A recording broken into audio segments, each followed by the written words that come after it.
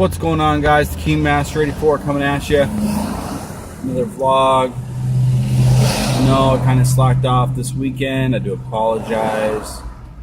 I find it difficult to do stuff on the weekend because, I mean, it's not like I'm going to the zoo or I'm doing this or I'm doing that. I mean, majority of my weekends are spent hanging out with my family, mowing my lawn, cleaning up my house. I mean, nothing really exciting, riveting YouTube video stuff. So I'm still struggling with what we're gonna do on the weekends. I'm still trying to get that part of the vlog down. I mean, it's difficult, but we'll get there.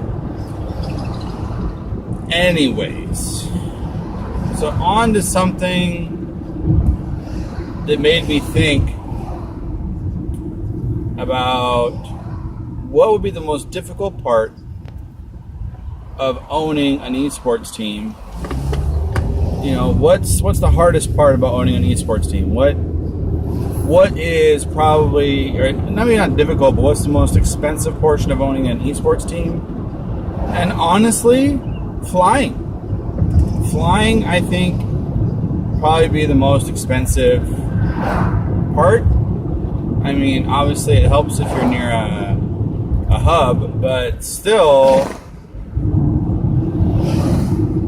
it'd be expensive. I mean, like, for example, what made me think of it, as I'm watching Halo this weekend, you know, and they had their LAN qualifier.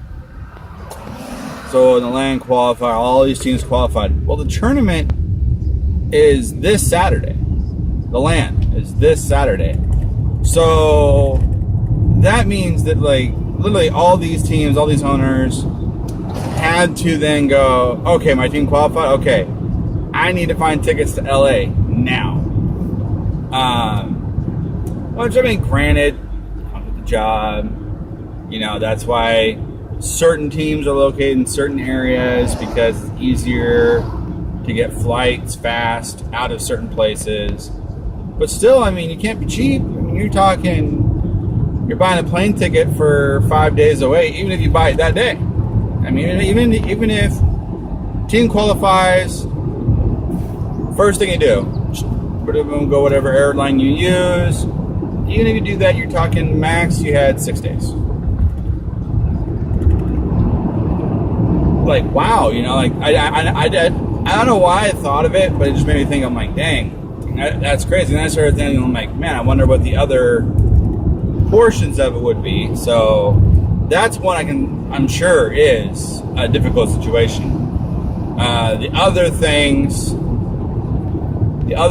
that made me think about it, I think would probably be extremely difficult, would probably be just managing the players, helping them treat their career as a career, and not just me playing games. You know, show them, you know, hey, you only have X amount of time in this business. Hey, you know, you might want to think about doing this. You might want to think about doing that. And I know some owners already do that. I know some don't.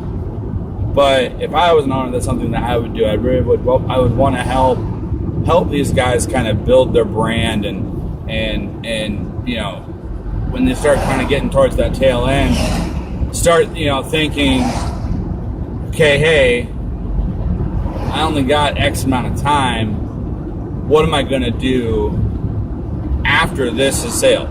After the ship is sailed, it's pulling into the harbor. What am I going to do with my life? What am I going to do to make money? You know, 'cause I mean, it's, you know, I mean, it's tricky. I mean, yeah, there's a lot of new growth in the industry, and there's a lot of newer jobs in the industry, but still, I mean, there's only so many, and it's rough. That's for sure. But then, like, I think the other most difficult thing would be is, like, do we get a house? Do we not? Do we, like, kind of like the more logistical side of things as far as, like, do I get one gigantic house and have all my brands or a majority of my brands live here? What kind of teams do I have? I mean, because it's as much as it is all over the nation as far as bigger tournaments go. Your leagues are mainly located in certain areas. I mean, your leagues are located in LA, pretty much. I mean, I believe Call of Duty World League's in LA. I know for a fact a lot of the Halo championships are out in Burbank. League of Legends is out in Cali. So I mean, it's just a tricky situation. There's a lot of steps. There's a lot